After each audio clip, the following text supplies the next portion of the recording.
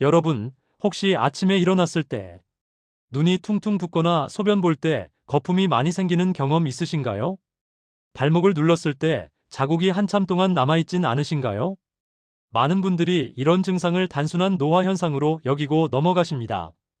하지만 이건 노화가 아닙니다. 여러분의 신장이 보내는 절박한 구조 신호입니다. 더 충격적인 사실을 말씀드리겠습니다. 신장은 기능의 절반 이상이 망가져도 아무런 통증이 없습니다. 그래서 침묵의 장기라고 부르죠. 실제로 병원에 오시는 많은 분들이 이런 증상을 방치하다가 신장 기능이 70% 이상 손상된 상태로 뒤늦게 발견하십니다. 하지만 여기 좋은 소식이 있습니다. 여러 의학 연구 자료에 따르면 신장은 다시 살아날 수 있습니다. 이건 단순한 위로가 아니라 과학적으로 입증된 사실입니다. 오늘 이 영상에서는 손상된 신장을 되살리는 3가지 음식과 신장을 망치는 3가지 습관을 상세하게 알려드리겠습니다.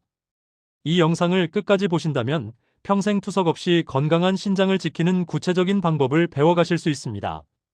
구독과 좋아요는 영상 제작에 큰 힘이 됩니다. 자, 그럼 신장 건강을 되살리는 식탁의 비밀, 지금 바로 시작하겠습니다. 먼저 질문 하나 드리겠습니다. 여러분은 신장이 우리 몸에서 정확히 어떤 일을 하는지 아시나요? 대부분 노폐물을 거르는 정도로만 알고 계시는데요. 사실 신장은 그보다 훨씬 더 많은 일을 합니다. 신장은 하루에 우리 몸의 혈액을 무려 40번에서 50번 정도 걸러냅니다. 이게 얼마나 대단한 일인지 쉽게 설명해 드리죠. 여러분 집에 있는 정수기를 떠올려 보세요. 정수기 필터는 보통 6개월에서 1년에 한 번씩 교체하죠. 그런데 신장은 평생 동안 하루도 쉬지 않고 우리 몸의 피를 깨끗하게 걸러주는 겁니다. 그것뿐만이 아닙니다. 신장은 혈압을 조절하고 뼈를 튼튼하게 만드는 비타민 D를 활성화시키고 적혈구를 만드는 호르몬도 분비합니다. 그러니까 신장이 제대로 일을 못하면 단순히 소변에만 문제가 생기는 게 아니라 혈압도 올라가고 뼈도 약해지고 빈혈까지 생기는 겁니다. 그런데 여기서 정말 무서운 게 뭐냐면 신장은 기능의 50% 이상이 손상돼도 거의 증상이 없다는 겁니다. 왜 그럴까요? 신장은 예비 기능이 엄청나게 많은 장기입니다. 건강한 사람도 신장 하나만으로 충분히 살 수 있을 정도니까요. 그래서 신장이 천천히 망가지기 시작해도 남은 건강한 부분이 열심히 일을 대신해주면서 우리는 전혀 모르는 채로 지나가는 겁니다. 실제 임상 자료를 보면 증상을 느낄 때쯤이면 이미 신장 기능의 70% 이상이 망가진 상태라고 합니다. 그때부터는 회복이 정말 어려워지죠. 하지만 신장은 분명한 경고 신호를 보냅니다. 우리가 주의 깊게 살펴보면 충분히 알아챌 수 있는 신호들이 있어요. 첫 번째 신호는 소변에 거품이 생기는 겁니다. 물론 소변에 거품이 조금 생기는 건 누구에게나 있는 일입니다. 특히 변기물의 높이가 낮거나 소변 세기가 강하면 거품이 날 수 있죠. 하지만 여기서 주의해야 할 거품은 따로 있습니다. 거품이 5분 이상 지나도 사라지지 않고 마치 맥주 거품처럼 작고 촘촘하게 남아있다면 이건 단백질이 소변으로 빠져나가고 있다는 신호입니다. 정상적인 신장은 우리 몸에 필요한 단백질을 꼭 붙잡아두고 노폐물만 걸러서 내보냅니다. 그런데 신장이 손상되면 마치 구멍난 그물처럼 단백질까지 새어나가는 거죠. 두 번째 신호는 붓기입니다. 특히 아침에 일어났을 때 눈 주위가 퉁퉁 붓거나 발목을 눌렀을 때 자국이 오래 남는다면 신장에서 수분 조절이 제대로 안 되고 있다는 뜻입니다. 우리 몸은 하루 종일 수분의 양과 염분의 농도를 정교하게 조절하는데 이 일을 주로 신장이 담당합니다. 그런데 신장 기능이 떨어지면 몸속에 물과 나트륨이 쌓이기 시작하고 그게 붓기로 나타나는 거예요. 세 번째 신호는 이유 없는 피로감입니다. 요즘 왜 이렇게 기운이 없지? 충분히 잤는데도 계속 피곤해? 이런 증상이 몇 주 이상 계속된다면 신장을 한번 의심해 봐야 합니다. 아까 말씀드렸죠? 신장은 적혈구를 만드는 호르몬을 분비한다고요. 신장이 제대로 일을 못하면 이 호르몬이 부족해지고 그러면 빈혈이 생기면서 만성적인 피로감을 느끼게 됩니다. 또한 신장이 걸러내지 못한 노폐물들이 혈액 속에 쌓이면서 우리 몸 전체의 에너지를 떨어뜨리는 거죠. 그런데 여기서 정말 중요한 사실 하나를 말씀드릴게요. 여러 연구 자료에 따르면 이런 신호들을 초기에 알아챈 사람들은 평생 투석을 피할 확률이 4배나 높다고 합니다. 투석이라는 건 일주일에 3번, 한 번에 4시간씩 병원에 가서 기계로 피를 걸러내는 치료예요. 한 번 시작하면 평생 해야 하고 삶의 질이 정말 많이 떨어집니다. 하지만 초기에 발견해서 제대로 관리하면 투석까지 가는 걸 충분히 막을 수 있어요. 그럼 여기서 이런 생각이 드실 겁니다. 그런데 이미 손상된 신장은 회복이 불가능한 거 아닌가요? 좋은 소식이 있습니다. 여러 연구 자료들을 살펴보면 신장은 생각보다 회복력이 훨씬 좋은 장기라고 합니다. 특히 초기에서 중기 단계라면 올바른 식습관과 생활 습관만으로도 신장 기능을 상당 부분 되살릴 수 있다는 거죠. 그 방법이 뭔지 지금부터 자세히 알려드리겠습니다. 먼저 신장을 살리는 3가지 음식부터 시작할게요. 이 음식들은 여러 신장내과 명의들이 공통으로 권하는 식탁 위의 보약입니다. 3위는 바로 우엉입니다. 우엉은 옛날부터 뿌리 중의 약이라고 불렸죠. 그만큼 노폐물을 빼주는 능력이 탁월합니다. 신장은 하루에 약 180리터의 혈액을 여과하면서 몸속 노폐물을 걸러내는데요. 우엉의 풍부한 이눌린 성분이 이 과정을 도와주는 천연 정화제 역할을 합니다. 실제로 우엉을 꾸준히 섭취한 분들 중 신장 수치가 안정된 경우가 많았습니다. 이눌린은 혈당을 서서히 올려서 당뇨로 인한 신장 손상 위험을 줄여주는 데도 도움이 됩니다. 그래서 요즘은 우엉을 혈당과 신장, 2마리 토끼를 잡는 식품이라고 부르죠. 드실 땐 껍질째 조리하는 게 핵심입니다. 이눌린은 껍질에 가장 많이 들어있기 때문이에요.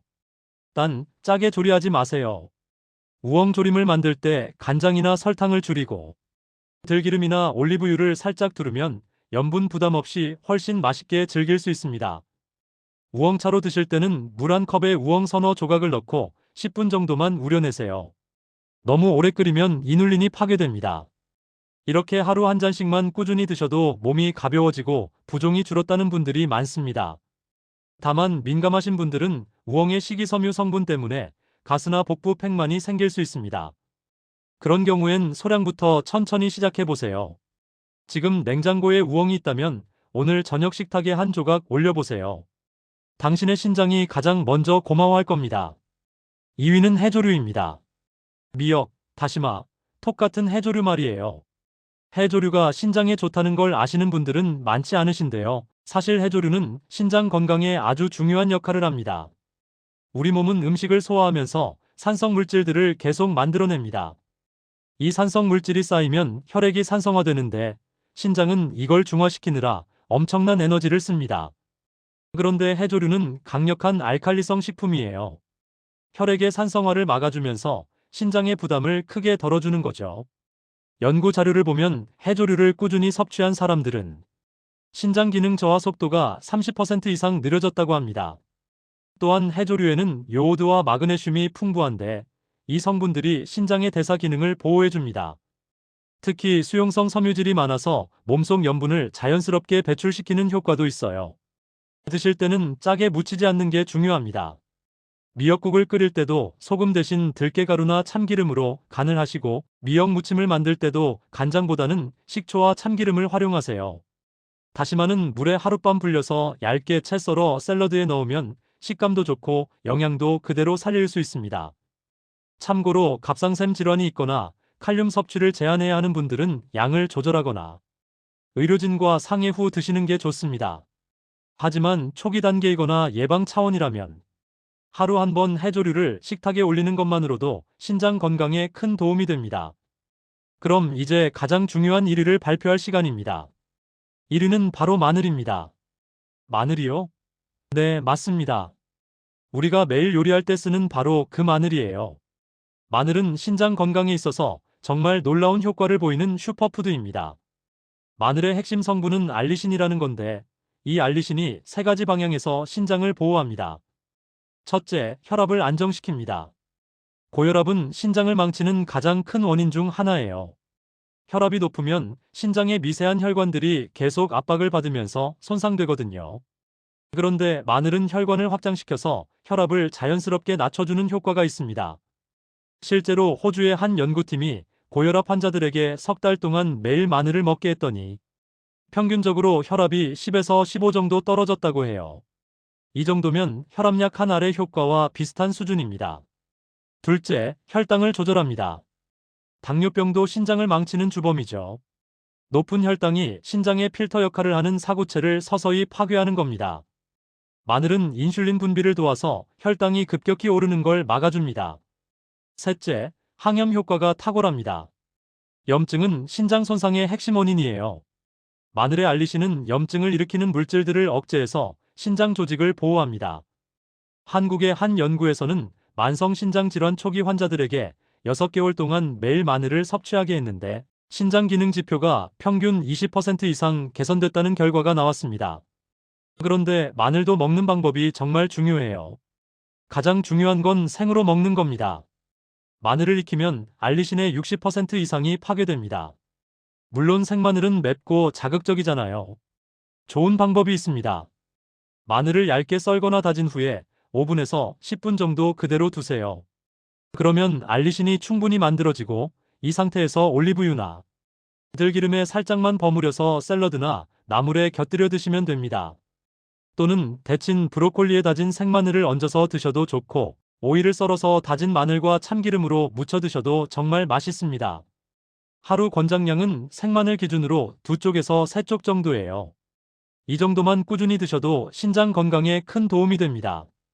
다만 위가 약하신 분들이나 혈액을 묽게 하는 약을 드시는 분들은 섭취량과 방법을 의사 선생님과 한번 상의해 보세요. 자, 지금까지 신장을 살리는 3가지 음식을 알려드렸는데요. 다시 한번 정리해드리면 우엉, 해조류, 그리고 마늘입니다. 이 3가지는 각각 따로 드셔도 좋지만 함께 조합해서 드시면 시너지 효과가 정말 큽니다. 예를 들어 미역국에 마늘을 듬뿍 넣고 우엉조림을 반찬으로 곁들이면 신장을 위한 완벽한 한 끼가 완성되는 거예요. 그런데 여기서 중요한 이야기를 하나 해야겠습니다. 이 음식들을 아무리 열심히 챙겨 드셔도 만약 신장을 망치는 습관을 그대로 유지하신다면 아무 소용이 없습니다. 마치 한쪽에서는 물을 붓는데 다른 쪽에서는 구멍이 뚫려서 물이 새는 거나 마찬가지예요. 그래서 지금부터는 신장을 망치는 습관 3가지를 아주 구체적으로 알려드리겠습니다.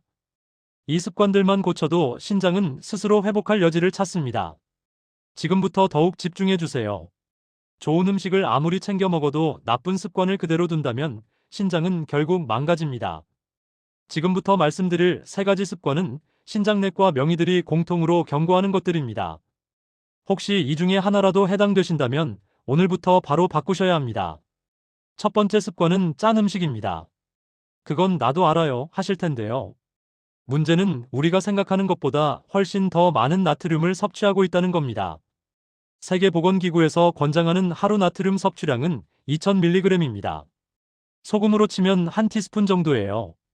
그런데 우리나라 사람들은 평균적으로 그 2배가 넘는 나트륨을 섭취하고 있습니다. 나트륨이 과하면 신장은 이걸 배출하려고 엄청난 에너지를 쓰게 됩니다. 매일매일 과부하가 걸리는 거죠. 게다가 나트륨은 혈압을 올립니다. 높아진 혈압은 다시 신장 혈관을 손상시키고 이게 악순환이 되는 겁니다. 특히 조심해야 할 음식들이 있어요. 김치찌개, 된장찌개 같은 국물 요리, 라면, 햄, 소시지 같은 가공식품, 그리고 간장, 고추장으로 간을 한 반찬들입니다. 그럼 어떻게 먹어야 하나요? 국물은 건더기 위주로만 드시고 국물은 남기세요. 찌개도 국물을 적게 하고 채소를 많이 넣으세요. 간장 대신 식초나 레몬즙으로 간을 하고 소금 대신 허브나 마늘, 생강으로 풍미를 내세요. 이렇게 하루 나트륨 섭취량을 절반만 줄여도 신장은 숨통이 트입니다. 두 번째 습관은 진통제 남용입니다. 진통제가 신장을 망친다고요? 네, 맞습니다. 특히 이부프로펜, 나프록센 같은 비스테로이드성 소염 진통제, 엔세이드라고 부르는 약들이 그래요. 이 약들은 신장으로 가는 혈류량을 줄입니다. 혈류가 줄면 신장 세포들이 산소와 영양을 제대로 받지 못하고 서서히 손상되는 거죠. 연구에 따르면 이런 진통제를 일주일에 3번 이상, 6개월 이상 복용한 사람들은 신장 기능이 급격히 저하될 위험이 3배 이상 높다고 합니다. 그럼 아플 때는 어떻게 하나요? 첫째, 통증의 원인부터 찾으세요. 두통이 자주 온다면 수면 패턴이나 스트레스를 점검하고 관절이 아프다면 체중 관리나 운동 방법을 바꿔보세요. 둘째, 진통제 대신 다른 방법을 써보세요. 따뜻한 찜질, 가벼운 스트레칭, 명상 같은 것들이요. 셋째, 꼭 진통제를 써야 한다면 아세트아미노펜 계열이 신장에는 조금 덜 해롭습니다. 하지만 이것도 장기 복용은 피하셔야 해요. 세 번째 습관은 단백질 과다 섭취와 운동 부족입니다. 요즘 고단백 식단이 유행이죠.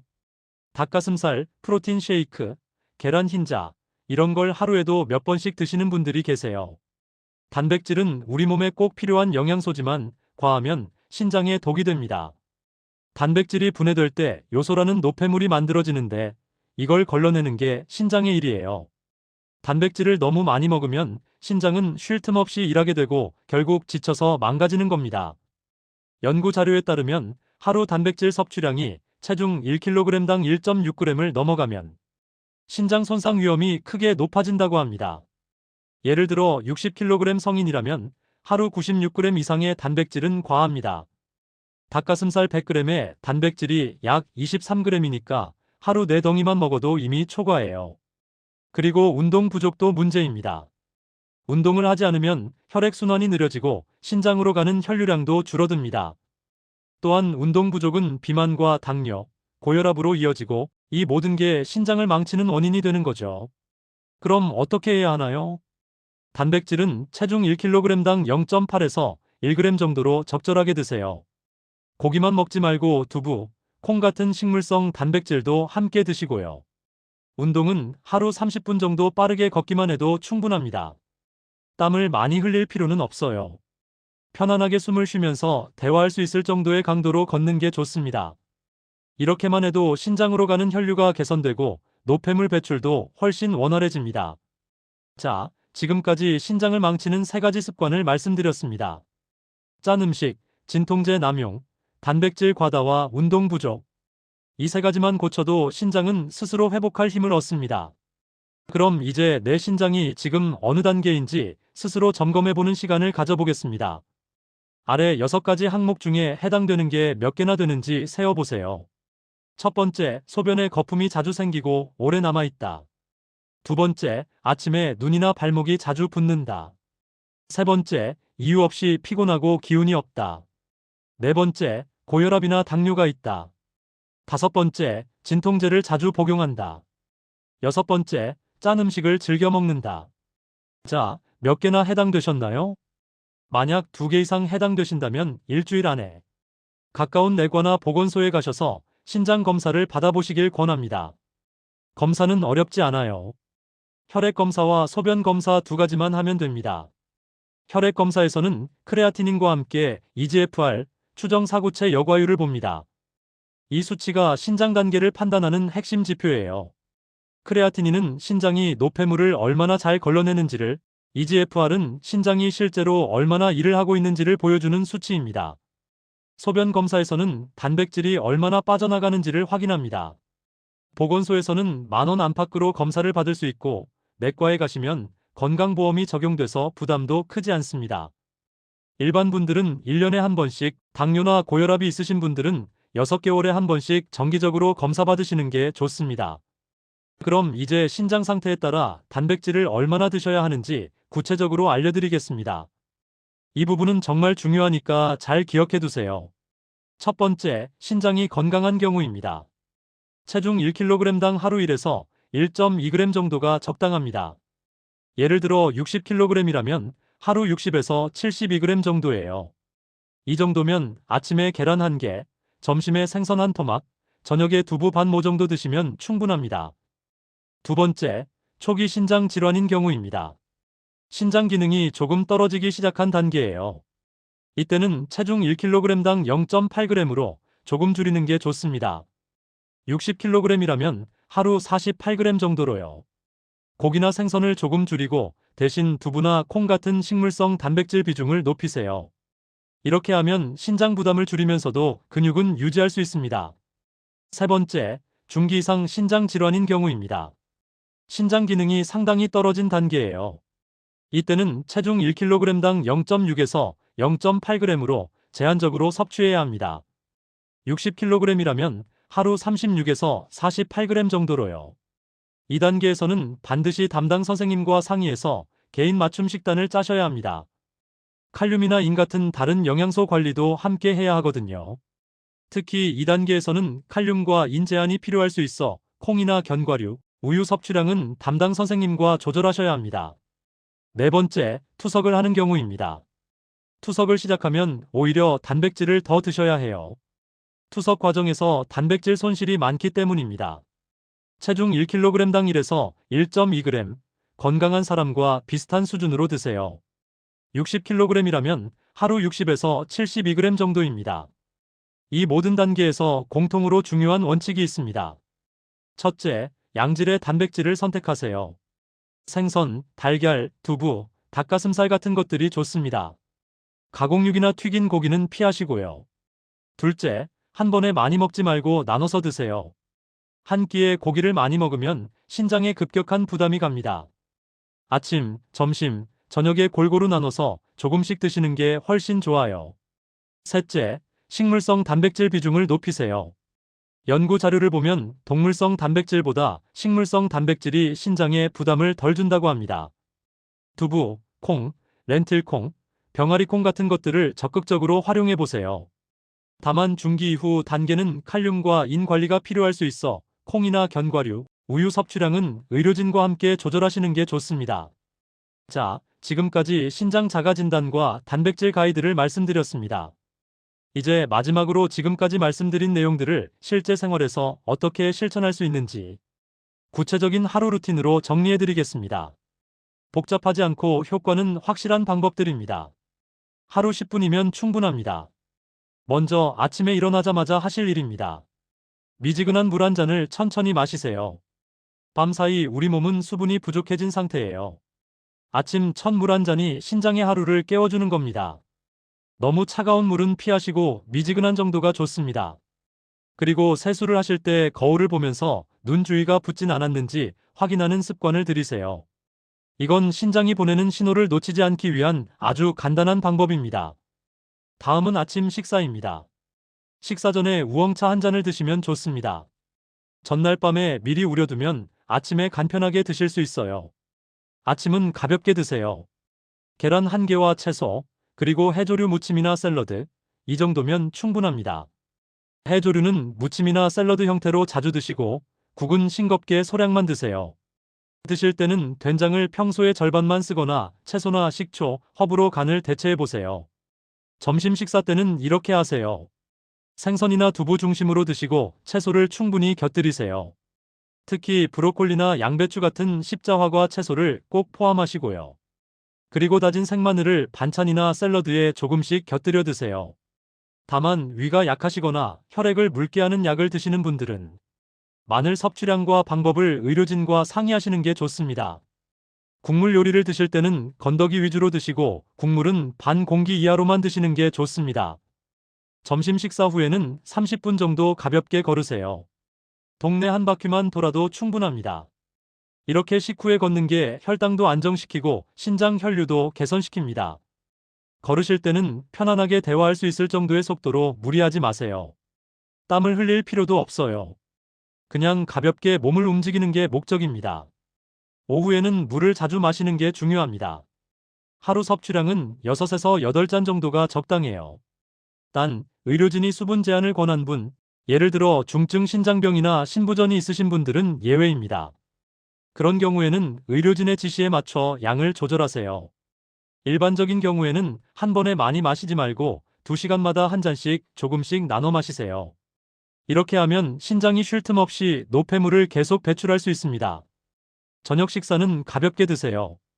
해조류 무침이나 샐러드, 그리고 구운 생선이나 두부면 충분합니다. 저녁은 아침과 점심보다 양을 줄이시는 게 좋아요. 특히 저녁 늦게 드시는 건 신장에 부담을 주니까 가능하면 저녁 7시 전에 식사를 마치세요. 저녁 식사 후에도 20에서 30분 정도 걸으세요. 식후 산책은 소화도 돕고 신장 기능도 활성화시킵니다. 저녁 산책은 낮보다 더 가볍게 천천히 걸으시면 됩니다. 잠들기 전에는 이런 습관을 들여보세요. 하루 동안 내가 먹은 음식들을 잠깐 떠올려 보세요. 짠 음식을 너무 많이 먹진 않았는지, 물은 충분히 마셨는지, 걷기는 잘 실천했는지 말이에요. 이렇게 하루를 돌아보는 것만으로도 다음 날은 더 잘할 수 있게 됩니다. 그리고 깊은 호흡을 5번 정도 해보세요. 코로 천천히 들이마시고 입으로 천천히 내쉬면서 내 신장은 건강해지고 있다. 이렇게 속으로 말해보세요. 이런 긍정적인 마음가짐도 건강에 큰 영향을 미친다는 연구 결과들이 있습니다. 자, 지금까지 신장을 살리는 하루 루틴을 말씀드렸습니다. 복잡하지 않죠? 하루 딱 10분만 투자하면 됩니다. 아침 물 한 잔, 우엉차 한 잔, 식후 30분 걷기, 그리고 하루 6잔의 물. 이것만 지켜도 신장은 달라집니다. 오늘 밤부터 물 한 잔, 내일 아침부터 우엉차 한 잔, 작은 시작이 투석을 멀어지게 합니다. 이제 정말 마지막 말씀을 드릴 시간이네요. 신장은 조용히 망가지지만 조용히 회복될 수도 있습니다. 오늘 이 영상을 들으신 여러분은 이미 첫걸음을 떼신 겁니다. 이제 중요한 건 실천입니다. 완벽하게 하려고 하지 마세요. 오늘 말씀드린 것들 중에서 딱 한 가지만 골라서 시작해보세요. 우엉차 한 잔 마시기, 생마늘 한쪽 먹기, 식후 10분만 걷기, 뭐든 좋습니다. 작은 실천이 모여서 큰 변화를 만듭니다. 혹시 오늘부터 신장 지키기를 시작하신다면 댓글에 이렇게 남겨주세요. 나는 오늘부터 신장 지키기를 시작합니다. 혹은 감사합니다. 여러분의 이 한 줄이 다른 분들에게 큰 용기가 됩니다. 그리고 가족이나 친구 중에 신장 때문에 걱정하시는 분이 있다면 이 영상을 꼭 공유해주세요. 그 한 번의 클릭이 누군가의 건강을 바꿀 수도 있습니다. 구독과 좋아요는 영상 제작에 큰 힘이 됩니다. 오늘도 건강한 하루 보내세요. 감사합니다.